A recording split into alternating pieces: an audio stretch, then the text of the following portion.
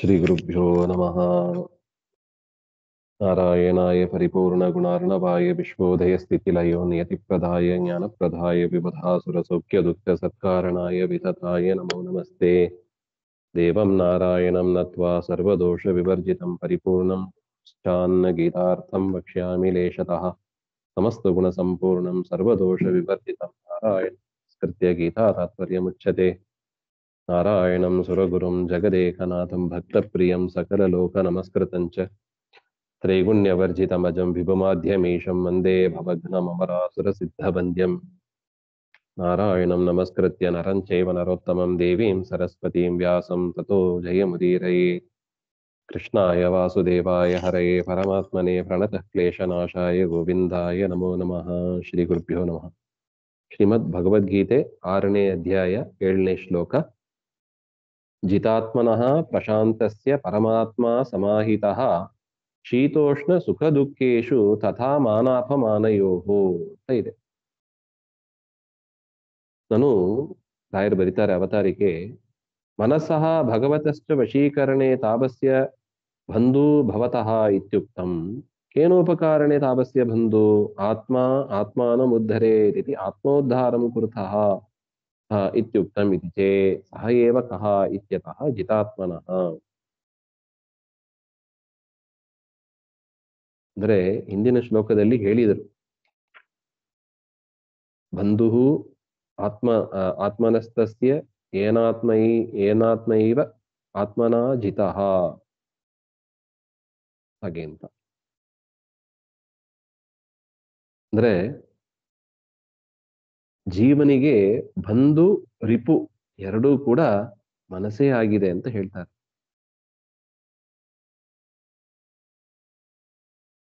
ಯಾಕೆಂದ್ರೆ ಮನಸ್ಸನ್ನ ನಿಗ್ರಹ ಮಾಡಿ ಪರಮಾತ್ಮನಲ್ಲಿ ಹಾಕಿದರೆ ಆ ಮನಸ್ಸಿನಂತ ಒಂದು ಬಂಧು ರಿಲೇಟಿವ್ ಯಾರು ಆಗ್ಲಿಕ್ಕಿಲ್ಲ. ಯಾಕೆ? ಪರಮಾತ್ಮನಲ್ಲಿ ಮನಸ್ಸನ್ನ ತೆಗೆದುಕೊಂಡು ಹೋಗುವ ಒಂದು ಸಾಮರ್ಥ್ಯ ಯಾರಿಗೆ ಇದೆ? ಮನಸ್ಸಿಗೆ ಇದೆ. ಮನಸ್ಸು ಹೇಳಿದಂಗೆ ಎಲ್ಲ ಇಂದ್ರಿಯಗಳು ಕೇಳುತ್ತವೆ. ಅದರಿಂದ ಮನಸ್ಸನ್ನ ದೇವರಲ್ಲಿ ಹಾಕು, ಮನಸ್ಸನ್ನ ದೇವರಲ್ಲಿ ಹಾಕು. ಲಿಖಿತಾಂಸಾರದಲ್ಲಿ ಬಂದಿತ್ತು ನೋಡಿ, ಮನವನಿತ್ತರೆ ತನ್ನ ನೀವನು ಹಾಗೆ ಅಂತ. ಅದರಿಂದ ಮನಸ್ಸನ್ನ ದೇವರಲ್ಲಿ ಇಟ್ರೆ ಆ ಮನಸ್ಸೇ ಬಂಧುವಾಗ್ತದೆ. ಮನಸ್ಸನ್ನ ದೇವರಲ್ಲಿ ಇಟ್ಟಿಲ್ಲ ಹಾಗೆಂದ್ರೆ, ಅಂದ್ರೆ ಜಿತ ಮನಸ್ಕನಾಗಿ ಕೇವಲ ವಿಷಯದ ಕಡೆನೇ ಮನಸ್ಸನ್ನ ಹಾಕ್ತಾ ಇದ್ರೆ, ಬೆಳಿಗ್ಗೆ ಎದ್ದ ಕೂಡಲೇ ಏನು ಊಟ ತಿಂಡಿ ಇವತ್ತಿನ ಏನ್ ಕೆಲಸ ಮಾಡೋದು ಇತ್ಯಾದಿಗಳಲ್ಲೇ ಹೇಗೆ ಧನ ಸಂಪಾದನೆ ಮಾಡೋದು ಇಷ್ಟೇ ವಿಚಾರ ಮಾಡ್ತಾ ಇದ್ರೆ ಆ ಮನಸ್ಸೇ ಅವನಿಗೆ ಶತ್ರುವಾಗ್ತದೆ ಅಂತ ಹೇಳ್ತಾರೆ. ಯಾಕೆ? ಮುಂದೆ ನರಕಕ್ಕೆ ಅದೇ ದಾರಿ ಮಾಡಿಬಿಡ್ತದೆ. ಅದೇ ಮನಸ್ಸೇ ನೋಡಿ, ಒಂದೇ ಮನಸ್ಸು. ಪೇಜಾವರ್ ಹೇಳಾರು, ಮನಸ್ಸು ಅದು ಬೀಗದ ಕಾಯಿ ಇದ್ದಾಗೆ, ಅದರಿಂದ ಲಾಕ್ ಮಾಡಬಹುದು, ಅನ್ಲಾಕ್ ಮಾಡಬಹುದು. ಒಂದೇ ಕೀ ಅದು. ಅದೇ ತರ ಮನಸ್ಸು ಒಂದೇ, ದೇವರ ಕಡೆ ಹೋದರೆ ಅದು ಅನ್ಲಾಕ್ ಆಗ್ತದೆ, ಸಂಸಾರದಿಂದ ನಮ್ಮನ್ನ ಬಿಡುಗಡೆ ಮಾಡ್ತದೆ. ಮನಸ್ಸು ವಿಷಯದ ಕಡೆ ಹೋಗಿದ್ರೆ ನಮ್ಮನ್ನ ಅದು ಬಂಧನ ಮಾಡಿ ಇಡುತ್ತದೆ ಹಾಗೆ ಅಂತ. ಹಿಂದೆ ನಾವು ನೋಡಿದೀವಿ, ಬಂಧುರಾತ್ಮ ಆತ್ಮನಸ್ತಸ್ಯ ಅಂತ. ಅದನ್ನೇ ಹೇಳ್ತೇವೆ. ಭಗವಂತನಲ್ಲಿ ಮನಸ್ಸಿಟ್ರೆ ಅದನ್ನ ಬಂಧು ಅಂತ ನಾವು ಕರಿತೀವಿ ಅಲ್ಲ, ಅದನ್ನ ಹೇಗೆ ಮಾಡ್ಲಿಕ್ಕೆ ಸಾಧ್ಯ? ಕೇನೋಪಕಾರೇಣ ಹಾಗೆ ಅಂದ್ರೆ ಜಿತಾತ್ಮನಃ ಅಂದ್ರೆ ವಶೀಕೃತ ಮನಸ್ಕಸ್ಯ ಭಕ್ತಿಯ ವಶೀಕೃತ ಭಗವತ್ ಸ್ವರೂಪಸ್ಯ ಪ್ರಶಾಂತಿ ಭವತಿ. ಯಾರ ಮನಸ್ಸು ಜಿತ ಮನಸ್ಕರಾಗಿ ಯಾರು ಇರ್ತಾರೆ ಅವರ ಮನಸ್ಸು ಎಲ್ಲಿ ಇರುತ್ತದೆ? ಆ ಮನಸ್ಸಿನ ವಿಷಯ ಕೇವಲ ಪರಮಾತ್ಮನೇ ಆಗಿರ್ತಾನೆ. ಅಂದರೆ ಮನಸ್ಸಿನಿಂದ ಅವರು ಪರಮಾತ್ಮ ಸರ್ವೋತ್ತಮನಾಗಿದ್ದಾನೆ ಅಂತ ತಿಳಿದು ಬೇರೆ ಕಡೆ ಅವರು ಮನಸ್ಸು ಹಾಕ್ಲಿಕ್ಕೆ ಹೋಗೋದಿಲ್ಲ. ಅದರಿಂದ ಏನಾಗ್ತದೆ? ಅವರಿಗೆ ಒಳ್ಳೆ ಶಾಂತಿ ಸಿಗ್ತದೆ, ಮನಸ್ಸಿನ ನೆಮ್ಮದಿ ಸಿಗ್ತದೆ ಅವರಿಗೆ. ಪ್ರಶಾಂತಿ ಭವತಿ. ಎಷ್ಟು ಚೆನ್ನಾಗಿ ವರ್ಣನೆ ಮಾಡಿದ್ದಾರೆ ನೋಡಿ. ಯಾರು ದೇವರಲ್ಲಿ ಮನಸ್ಸು ಹಾಕಿದ್ರ ಲಾಭ ಏನು? ಈ ಲೋಕದಲ್ಲೇ ಈ ಕ್ಷಣದಲ್ಲೇ ನಾವು ನೆಮ್ಮದಿಯನ್ನ ಪಡೆಯಬಹುದು. ಹೇಗೆ? ದೇವರಲ್ಲಿ ಮನಸ್ಸನ್ನ ಹಾಕಿದರೆ ಪ್ರಶಾಂತಿ ಭವತಿ ಅಂತ ರಾಯರ್ ಬರೀತಾರೆ. ಸ್ವತಃ ಏವ ಮನಸಃ ವಿಷಯೇಶು ಅಪ್ರವೃತ್ತಿ ಭವತಿ ಇತ್ಯರ್ಥಃ. ಅದರಿಂದ ಈ ರೀತಿಯಾಗಿ ನಾವು ಪ್ರಾಕ್ಟೀಸ್ ಮಾಡ್ಕೊಂಡ್ಬಿಟ್ರೆ ಏನಾಗ್ತದೆ? ಯಾವ ಪ್ರಯತ್ನವೂ ಇಲ್ಲದೇನೆ ಮನಸ್ಸು ವಿಷಯದ ಕಡೆ ಹೋಗೋದಿಲ್ಲ, ಅದು ದೇವರಲ್ಲೇ ಇರುತ್ತದೆ. ಅದರಿಂದ ನಮಗೆ ಶತ್ರು ಅಂದ್ರೆ ಮನಸ್ಸೇ. ವಿಷಯದ ಕಡೆ ಹೋದರೆ ಶತ್ರು, ದೇವರ ಕಡೆ ಹೋದರೆ ಅದು ಬಂಧು. ಅದರಿಂದ ಸಂಪೂರ್ಣ ಯೋಗಿ ಸಿದ್ಧಂ ಅದ್ರೂಪೋ ಯೋಗಾರೂಢ ಭವತಿ ಇತಿ ಯಾವತ್, ಅದನ್ನೇ ಯೋಗಾರೂಢ ಅಂತ ಕರೀತಾರೆ. ಯಾರು ಜಿತ ಮನಸ್ಕರಾಗಿ ಪರಮಾತ್ಮನಲ್ಲಿ ಮನಸ್ಸಿಟ್ಟವರಾಗಿ ಇರ್ತಾರೆ ಅವರನ್ನ ಯೋಗಾರೂಢರು ಅಂತ ಕರೀತಾರೆ. ಜ್ಞಾನ ವಿಜ್ಞಾನ ತೃಪ್ತಾತ್ಮ ಕೂಟಸ್ಥೋ ವಿಜಿತೇಂದ್ರಿಯ ಯುಕ್ತ ಇತ್ಯುಚ್ಯತೆ ಯೋಗಿ ಸಮಲೋಷ್ಟಾಶ್ಮ ಕಾಂಚನಃ. ಯದಾ ಹಿ ನೇಂದ್ರಿಯಾರ್ಥೇಷು ಇತ್ಯತ್ರ ಅಪರೋಕ್ಷಿಣಃ ಲಕ್ಷಣೋಕ್ತೌ ಅಪಿ ಇಹ ಲಕ್ಷಣಂ ಸ್ಪಷ್ಟಯತಿ. ಹಿಂದೆ ಹೇಳಿದ್ದಾರೆ ಇಂದ್ರಿಯ ವಿಷಯಗಳಲ್ಲಿ ಮನಸ್ಸು ಹೋಗೋದಿಲ್ಲ ಅಂತ ಅಪರೋಕ್ಷ ಜ್ಞಾನಿಗಳ ಲಕ್ಷಣವನ್ನ ಹೇಳಿದ್ದಾರೆ ಹಿಂದೆ. ಆದರೂ ಕೂಡ ಇಲ್ಲಿ ಪರಮಾತ್ಮ ಆ ವಿಚಾರವನ್ನ ಸ್ಪಷ್ಟಪಡಿಸ್ತಾ ಇದ್ದಾನೆ.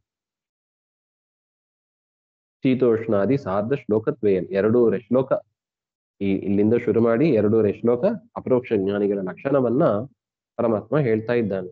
ಶೀತೋಷ್ಣಾದಿ ದ್ವಂದ್ವ ಧರ್ಮೇಶು, ಶೀತ ಉಷ್ಣ ಮುಂತಾದ ದ್ವಂದ್ವ ಅಪೋಸಿಟ್ಸ್ ಅಂತ ಯಾವ್ದಿದೆ, ಜಯ ಅಪಜಯ, ಶೀತ ಉಷ್ಣ, ಲಾಭ ಅಲಾಭ, ಹೊಗಳೋದು ಬೈಯೋದು, ಈ ರೀತಿಯಾಗಿ ದ್ವಂದ್ವಗಳು ಏನಿದೆ, ದ್ವಂದ್ವದಲ್ಲಿ ಸಿಕ್ಕೇ ನಾವು ಒದ್ದಾಡೋದು. ಅದರಿಂದ ಅವರು ದೂರ ಇರ್ತಾರೆ.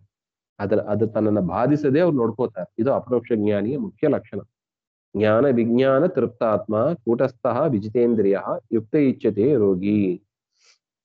ಕೂಟಸ್ಥಃ, ಕೂಟಂ ಆಕಾಶಂ ತದ್ವತ್ ತಿಷ್ಠತಿ ಇದು ಕೂಟಸ್ಥಃ. ಆಕಾಶದಂತೆ, ಆಕಾಶ ಅಂದ್ರೆ ಅದು ಯಾವ ವಿಕಾರವೂ ಇಲ್ಲದೆ ಇರೋದು.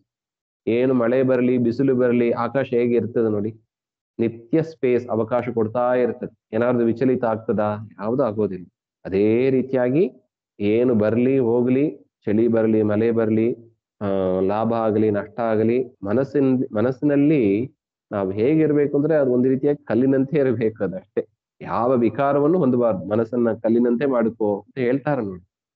ಮನಸ್ಸು ಕಲ್ಲಿನಂತೆ ಇರ್ಬೇಕು ಅಂದ್ರೆ ಏನು ಯಾರು ಏನ್ ಬೈದ್ರು ಏನಾದರೂ ಕೂಡ ವಿಚಲಿತ ಆಗಬಾರ್ದು. ದೇವರೇ ನಮಗೆ ಗತಿ, ದೇವರು ಒಳ್ಳೆದೇ ಮಾಡ್ತಾನೆ, ದೇವರೇ ನಮಗೆ ಅನುಗ್ರಹ ಮಾಡೋದು. ಸುಖವಾಗಲಿ ದುಃಖವಾಗಲಿ ದೇವರು ಕೊಟ್ಟದ್ದು, ದೇವರ ಅದನ್ನ ಪರಿಹಾರವೂ ಮಾಡ್ತಾನೆ. ಯಾವುದು ಶಾಶ್ವತ ಅಲ್ಲ, ಬರುತ್ತದೆ ಹೋಗ್ತದೆ. ಮಳೆ ಸದಾ ಸುರಿತಾ ಇರ್ತದ ಒಂದು ವರ್ಷದಲ್ಲಿ, ಕೆಲವು ದಿವಸಗಳು ಬರುತ್ತದೆ ಹೋಗ್ತದೆ. ಚಳಿಯೂ ಅಷ್ಟೇ, ಬಿಸಿಲು ಅಷ್ಟೇ, ಬರ್ತದೆ ಹೋಗ್ತದೆ. ಅದೇ ತರ ಈ ದ್ವಂದ್ವಗಳು ಬರುತ್ತದೆ ಹೋಗ್ತದೆ. ಅದರಿಂದ ನಾವು ನಮ್ಮ ಮುಖ್ಯ ಗುರಿ, ನಮ್ಮ ಮುಖ್ಯ ಉದ್ದೇಶ ದೇವರಲ್ಲಿ ಮನಸ್ಸನ್ನ ಹಾಕೋದು. ಅದನ್ನ ನಾವು ಕೈ ಬಿಡಬಾರ್ದು. ಏನೇ ರೋಗ ತಪ್ಪಲಿ, ಹುಷಾರು ತಪ್ಪಲಿ, ದೇವರಲ್ಲಿ ಮನಸ್ಸಾಗೋದಕ್ಕೆ ಏನ್ ಕಷ್ಟ, ದುಡ್ಡು ಕಾಸು ಬೇಡ, ದೇವರಲ್ಲಿ ಮನಸ್ಸು ಹಾಕಿರ್ಬೇಕು. ಆಗ ನಮ್ಮ ಮನಸ್ಸು ನಮಗೆ ಬಂಧವಾಗ್ತದೆ ಅಂತ ಹಿಂದೆ ಹೇಳಿದ್ದಾರೆ. ಜ್ಞಾನಿಗಳು ಆ ರೀತಿಯಾಗಿ ಇರ್ತಾರೆ ಅಂತ ಪರಮಾತ್ಮ ಇಲ್ಲಿ ಸ್ಪಷ್ಟಪಡಿಸ್ತಾ ಇದ್ದಾನೆ. ಕೂಟಸ್ಥಃ ಉತ್ಸೇಕ ಅನುತ್ಸೇಕ ರೂಪ ವಿಕಾರಹೀನ ಇತ್ಯರ್ಥ ಅಂತ ಬರೀತಾರೆ. ಹಿಗ್ಗೋದು ಕುಗ್ಗೋದು ಈ ರೀತಿಯಾದ ವಿಕಾರಗಳು ಮನಸ್ಸಿನಲ್ಲಿ ಆಗದೇ ಇರುವವರು ಅಂತ. ತತ್ರ ಹೇತು ಜ್ಞಾನ ಇತ್ಯಾದಿ. ಏನ್ ಕಾರಣ ಅದಕ್ಕೆ ಹಾಗೆಂದ್ರೆ ವೇದಾದವು ಸರ್ವತ್ರ ವಿಷ್ಣೋ ಉತ್ಕರ್ಷ ಜ್ಞಾನಂ ಜ್ಞಾನಮಿತ್ಯುಚ್ಯತೆ ತದ್ ಅವಾಂತರ ಮಾಹಾತ್ಮ್ಯ ವಿಶೇಷ ಜ್ಞಾನಂ ವಿಜ್ಞಾನಂ ಇತ್ಯುಚ್ಯತೆ. ಚಂದ ಇದೆ ನೋಡಿ. ಅದಕ್ಕೇನ್ ಕಾರಣ, ಆ ರೀತಿಯಾಗಿ ಅವ್ರು ಇರ್ಲಿಕ್ಕೆ ಏನ್ ಕಾರಣ ಹಾಗೆಂದ್ರೆ ನಾವ್ ಆ ರೀತಿಯಾಗಿ ಇರ್ಲಿಕ್ಕೆ ಆಗಲ್ಲಲ್ಲ. ಹಾಗೆಂದ್ರೆ ನಮ್ಮಲ್ಲಿ ಅಜ್ಞಾನ ತುಂಬಿ ಇದೆ.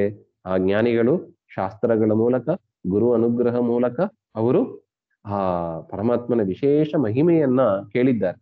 ವೇದಗಳು ಮುಂತಾದ ಎಲ್ಲಾ ಶಬ್ದಗಳು ಕೂಡ ಪರಮಾತ್ಮನನ್ನೇ ಕೊಂಡಾಡ್ತಾ ಇದೆ. ಪರಮಾತ್ಮ ದಾಸರ ಪದಗಳು ಕೇಳ್ತೇವೆ ನಾವು. ತನು ನಿನ್ನದು ಜೀವನ ನಿನ್ನದು ಅನುದಿನದಲ್ಲಿ ಬಾಹೋ ಸುಖ ದುಃಖ ನಿನ್ನದಯ್ಯ ಅಂತ ಹೇಗೆ ದಾಸರ ಪದಗಳಲ್ಲಿ ಭಾಗವತಗಳಲ್ಲಿ ನಾವು ಕೇಳ್ತೀವಿ, ಅದು ಅವರಿಗೆ ಚೆನ್ನಾಗಿ ಮನದಟ್ಟಾಗಿರುತ್ತದೆ. ಅದರಿಂದ ಏನೇ ಬರಲಿ ಅವರನ್ನು ಎದುರಿಸಿ ನಿಲ್ಲುವ ಸಾಮರ್ಥ್ಯ ಆ ಭಗವಂತನ ಜ್ಞಾನವನ್ನ ಪಡೆದವರಿಗೆ ಇರುತ್ತದೆ. ಇನ್ನು ವಿಶೇಷ ಜ್ಞಾನ ಅಂದ್ರೆ ಅವಾಂತರ ಮಹಿಮೆಯನ್ನ, ದೇವರು ಸರ್ವೋತ್ತಮನಾಗಿದ್ದಾನೆ, ಸರ್ವಶಬ್ದ ವಾಚ್ಯನಾಗಿದ್ದಾನೆ, ಸರ್ವಗುಣ ಪೂರ್ಣನಾಗಿದ್ದಾನೆ ಇಂತೆಲ್ಲಾಗಿ ಚಿಂತನೆ ಮಾಡೋದು ವಿಜ್ಞಾನ ಅಂತ ಕರೀತಾರೆ. ಈ ರೀತಿಯಾಗಿ ಜ್ಞಾನ ವಿಜ್ಞಾನದಿಂದ ಅವರ ಮನಸ್ಸು ತೃಪ್ತವಾಗಿರುತ್ತೆ. ಎಷ್ಟು ಚೆನ್ನಾಗಿದ್ದಾನೆ ದೇವರು, ದೇವರನ್ನು ಕೊಂಡಾಡಿದ್ರೆ ಸಾಕು, ದೇವರಲ್ಲಿ ಮನಸ್ಸಿಟ್ರೆ ಸಾಕು, ದೇವರ ಪ್ರೀತಿಗಾಗಿ ಕರ್ಮಗಳನ್ನ ಮಾಡಿದ್ರೆ ಸಾಕು, ಈ ರೀತಿಯಾಗಿ ಭಾವನೆಯವರಿಗೆ ಬಂದ್ಬಿಡುತ್ತದೆ. ಅದರಿಂದ ಅವರು ಏಕಪ್ರಕಾರವಾಗಿ ಏನೇ ದಿನ ಸೂರ್ಯ ಉದಯಿಸಲಿ ಮುಳುಗಲಿ, ಆ ಮಧ್ಯದಲ್ಲಿ ಏನೇನಾಗಲಿ ಅವರು ಅದರಿಂದ ವಿಚಲಿತರಾಗೋದಿಲ್ಲ. ಪರಮಾತ್ಮನಲ್ಲೇ ಮನಸ್ಸಿಟ್ಟವರಾಗಿ ವಿಜಿತೇಂದ್ರಿಯ, ಇಂದ್ರಿಯ ನಿಗ್ರಹ ಉಳ್ಳವರಾಗಿ ಅವರು ಇರ್ತಾರೆ. ಯುಕ್ತ ಅಂತವರನ್ನ ಯೋಗಿ ಎಂದು ಕರೀತಾರೆ. ಅಂತವರಿಗೆ ಸಮಲೋಷ್ಟಾಶ್ಮ ಕಾಂಚನ, ಅವರಿಗೆ ಕಲ್ಲು ಒಂದೇ ಬಂಗಾರವೂ ಒಂದೇ. ಹೇಗಿರ್ಬೇಕು ನೋಡಿ ಮನಸ್ಸಿನ ಪರಿಸ್ಥಿತಿ. ಕೆಳಗೆ ಒಂದು 100 ರೂಪಾಯಿ ಬಿದ್ದಿತ್ತು, ಬೇರೆ ಪಕ್ಕದಲ್ಲಿ ಅನೇಕ ಪೇಪರು ಕಸಗಳು ಬಿದ್ದಿರುತ್ತದೆ, ನಾವು ಯಾವುದು ತೆಗೆಯೋದಿಲ್ಲ, 100 ರೂಪಾಯಿಯನ್ನು ತೆಗೆದುಕೊತೀವಿ. ಯಾಕೆ? ಅದರ ಬೆಲೆ ನಮಗೆ ಗೊತ್ತಿದೆ. ಆದ್ರೆ ಹೇಗಿರ್ಬೇಕು ಅಂದ್ರೆ, ಆ ಪಕ್ಕದಲ್ಲಿರುವ ಪೇಪರು ಒಂದೇ, ಈ 100 ರೂಪಾಯಿ, 500 ರೂಪಾಯಿ, 1000 ರೂಪಾಯಿ, 100 ರೂಪಾಯಿ ಕಟ್ಟು, 500 ರೂಪಾಯಿ ಕೊಟ್ಟು ಎಲ್ಲವೂ ಒಂದೇ. ಆ ತರ ಮನಸ್ಸಿನ ಭಾವನೆ ಇರಬೇಕು ಅಂತಾರ ನೋಡಿ. ಜ್ಞಾನಿಗಳು ಆಗಿರ್ತಾರಂತ. ಅದಕ್ಕೆ ದೇವರು ಒಲಿಯೋದು. ನಮಗೆ ದುಡ್ಡು ನೋಡಿದ ಕೂಡಲೇ ನಾವು ಮನಸ್ಸು ಕರಗಿ ಬಿಡ್ತೀವಿ, ಹಂಗಾಗಬಾರದು ಅಂತಾರ. ಈ ರೀತಿಯಾಗಿ ಸಮಲೋಷ್ಟಾಶ್ಮ ಕಾಂಚನಃ ಯೋಗಿ, ಯೋಗವನ್ನು ಮಾಡ್ತಾ ಯುಕ್ತ, ಯೋಗ ಸಂಪೂರ್ಣರಾಗಿ ಅವರು ಇರ್ತಾರೆ ಅಂತ ಅರ್ಥ. ಅದರರ್ಥ ದುಡ್ಡೇ ಬೇಡವ, ಮತ್ತೆ ದುಡ್ಡು ಬೇಡವ ಹಾಗೆಂದ್ರೆ ದುಡ್ಡು ಬೇಕು, ದುಡ್ಡನ್ನು ಪಡೀತಾರ ಅವ್ರು. ರಾಯರ ಚರಿತ್ರೆಯಲ್ಲಿ ನೋಡ್ತೀವಿ ನೋಡಿ. ಆದರೆ ಯಾವುದನ್ನು ಕೂಡ ನನಗಾಗಿ ಇಟ್ಟುಕೊಳ್ಳೋದಿಲ್ಲ ಅವರು. ನನಗೆ ಎಷ್ಟು ಬೇಕೋ ಅಷ್ಟು, ಮಿಕ್ಕಿದನ್ನ ಬೇರೆಯವರಿಗೆ ಅಂತ ವಿನಿಯೋಗ. ಇದು ವ್ಯಾಸರಾಜ ಸ್ವಾಮಿಗಳಿಗೆ ಹೇಳ್ತಾರ, ಅವರಿಗೆ ಆ ಯಾರು ವಿಜಯನಗರ ಆ ರಾಜ ಕೃಷ್ಣದೇವರಾಯ ಅನೇಕ ಬಾರಿ ರತ್ನಗಳ ಅಭಿಷೇಕವನ್ನ ಮಾಡೋರು. ರತ್ನಗಳನ್ನು ಅಭಿಷೇಕ ಮಾಡ್ಬೇಕು ಅಂದ್ರೆ ಹೇಗೆ ಬರೋರು? ಒಂದು ದಂಡ ಹಿಡ್ಕೊಂಡ್ ಬಿಡಾರು. ವ್ಯಾಸರಾಜ ಸ್ವಾಮಿಗಳು ಕೈಲಿ ಒಂದು ದಂಡ ಹಿಡ್ಕೊಂಡ್ರಾರ ಅಷ್ಟೇ. ಕೈಲಿ ದಂಡ ಹಿಡ್ಕೊಂಡು ಆ ಅಭಿಷೇಕ ಮಾಡಾರ, ರತ್ನಾಭಿಷೇಕ ಮಾಡೋರು. ಏನ್ ಮಾಡೋರು? ಆ ರತ್ನಾಭಿಷೇಕವನ್ನೆಲ್ಲ ದೇವಸ್ಥಾನಗಳಿಗೆ, ಬ್ರಾಹ್ಮಣರಿಗೆ ಎಲ್ಲ ವಿನಿಯೋಗ ಮಾಡಿ ಮತ್ತೆ ತಾವು ಅದೇ ದಂಡವನ್ನು ಹಿಡ್ಕೊಂಡು ಹೋಗೋರು. ಮನಸ್ಸು ಹೇಗಿರ್ಬೇಕು ನೋಡಿ. ಸಮಲೋಷ್ಟಾಶ್ಮ ಕಾಂಚನಃ, ನನಗಾಗಿ ಅಂತ ಇಟ್ಕೋಬಾರ್ದು. ಅದರ ಅರ್ಥ ಅದೇ, ಯಾವುದು ಸ್ವಾರ್ಥಕ್ಕಾಗಿ ಬಳಸಬೇಡಿ. ಸ್ವಾರ್ಥಕ್ಕೆ, ಶರೀರ ಪೋಷಣೆಗೆ ಎಷ್ಟು ಬೇಕು ಅಷ್ಟು ಇಟ್ಟುಕೊಂಡು ಮಿಕ್ಕಿದ್ದನ್ನ ನಿಯೋಗ ಮಾಡಿಬಿಡಿ. ಇದು ವಿಚಾರ. ಸುವರನ್ ಮಿತ್ರಾರ್ಯುದಾಸೀನಂ ಉದಾಸೀನ ಮಧ್ಯಸ್ಥ ದ್ವೇಷ್ಯ ಬಂಧುಷು ಸಾಧುಷ್ವಪಿ ಚ ಪಾಪೇಶು ಸಮಬುದ್ಧಿರ್ವಿಶಿಷ್ಯತೆ.